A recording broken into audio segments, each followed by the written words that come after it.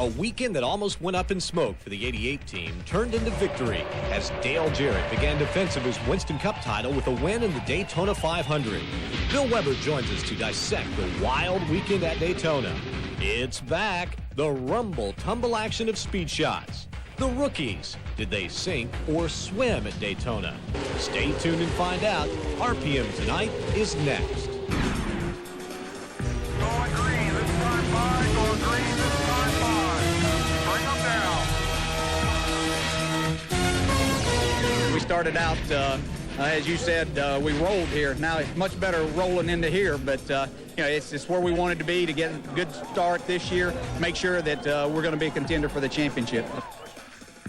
We kicked off the 2000 season with 2 weeks in Daytona Beach, Florida. Now we're back home in our brand new studio. Hope you enjoy the new look as much as you enjoyed watching Dale Jarrett win the Daytona 500. Hello, everyone. I'm John Kernan. Bill Weber will be here in a moment. He's sitting in for Benny Parsons. The professor is on his way back from Daytona. And speaking of Daytona, we really get going with some great news from down there.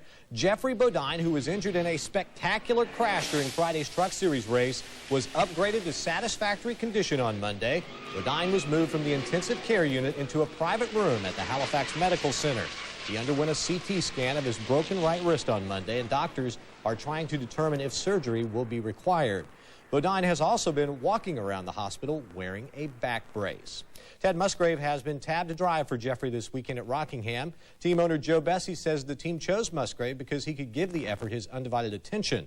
Musgrave has been working as an advisor for Winston Cup rookie driver Scott Pruitt and doesn't have a full-time ride. Still no word on how long Bodine might be out of action.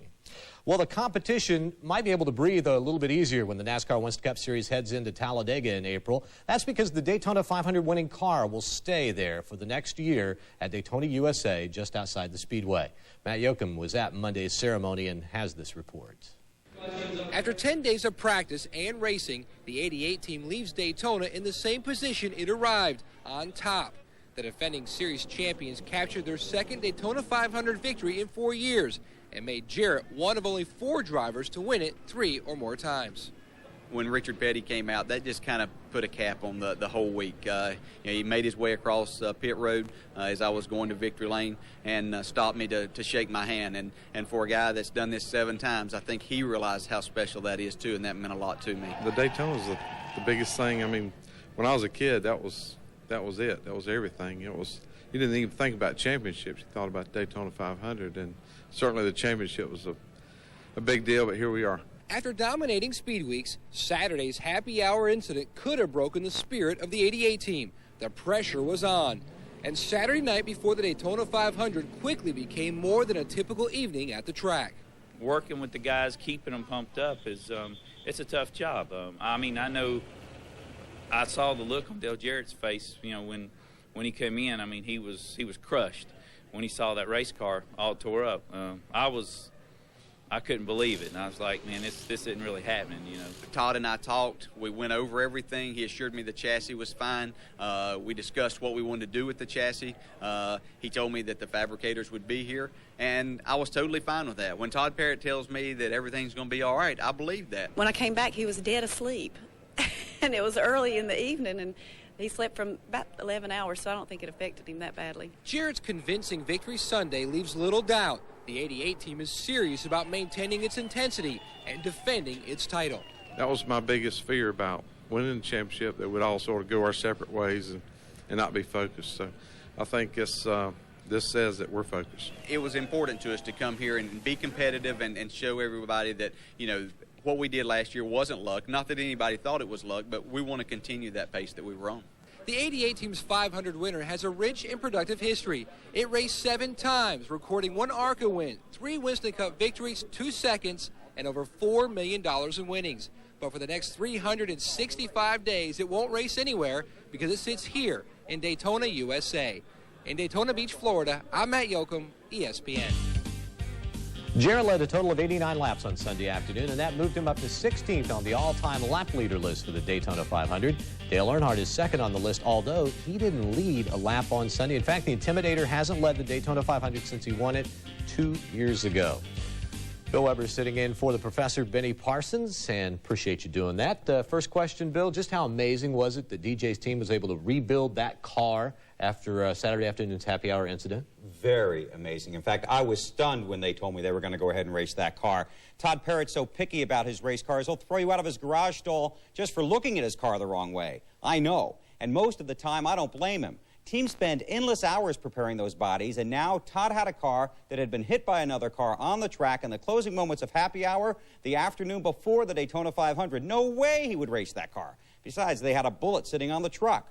But they also had the ability to get their fab guys to the track. Those guys thought to bring the templates. That car, number 35, had raced and won at both Talladega and Daytona in the 400. They had the manpower and the extra time to make the repairs. It was a gutsy call because there would have been a lot of second guessing if the car did not race well. But, John, they did a great job. Yes, they did, and it took them a lot of time. In fact, a lot of people were interested in the amount of time, the extra time that they got in the garage area when the garage area was supposed to be closed. And there was a lot of discussion on this matter throughout the afternoon and into the evening. In fact, to try and take you race fans behind the scenes a little bit, about 7 o'clock last night, Kevin Triplett, NASCAR's Director of Operations, addressed this topic on the Media Center PA system. And I'm going to use my notes here so I get this right. Otherwise, Kevin will send me to the end of the longest lunch line at Rockingham on Friday. Garage hours are posted each week, and everybody knows what they are. Of course, weather can affect those hours. But when teams have a problem, NASCAR will work with those teams to allow them to prepare their car.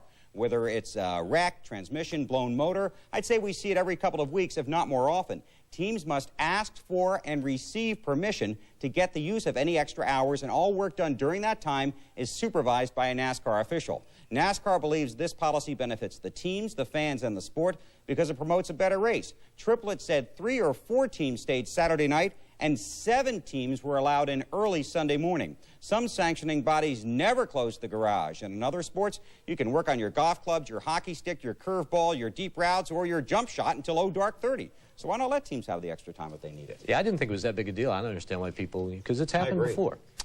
Speaking of things that have happened before and happened a lot, especially after restrictor plate races, there was a lot of finger pointing after the race as the participants talked about deals gone bad. When a deal's made, there isn't a signed contract, and a deal is only a deal for a while. So whether Dale thinks that he did what he said he would do as long as he said he would do it, or whether he feels bad about it, I don't know. But he didn't do what he'd agreed to do. If Mark had been behind him, I'm sure Mark would have done what Dale had expected, and Dale didn't do that to Mark. He looked up in the mirror, saw the 99 car going low. Man, obviously he was going to, if the 99 went, the 2 car was right behind him, so we were going to end up about 5th or 6th. So he had to take that opportunity, and you know, he feels bad about it. Trust me, I feel bad about it, but that's racing. What are you going to do? That's exactly right. It is racing, restrictor plates, but you kind of, if you make a deal, you got to expect to be hung out to dry at some time. That's exactly right. You got 43 different cars out there, 43 different drivers, 500 miles, 200 laps. You know the problem with making a deal, eventually you're going to get zonked, and there were plenty of those Sunday. This was just the most obvious. But the thing that surprised me was that Jeff Burton apparently wasn't part of the plan to pass Benson. He's the guy that didn't follow Jarrett, and that's why Dale dropped down low and slammed the door. So in a way, you could say it was Mark's teammate that forced Dale's decision. Well, thank you very much, Bill. Stick around. We're going to give you some extra time since you're sitting in for the professor. Yeah, in other news, Forsyth Championship Racing President Steve Horn is leaving the team effective immediately. The team will field the number 77 Panasonic car driven by Brian Herta and is currently the only team fielding the Swift chassis. Horn says that at this stage of his career, he isn't interested in being part of a long-term project. Still to come on RPM tonight, Speed Shots pushes its way back into the weekly lineup. When we come back, only 4 times did someone make a pass for the lead. So was the Daytona 500 really that good a race?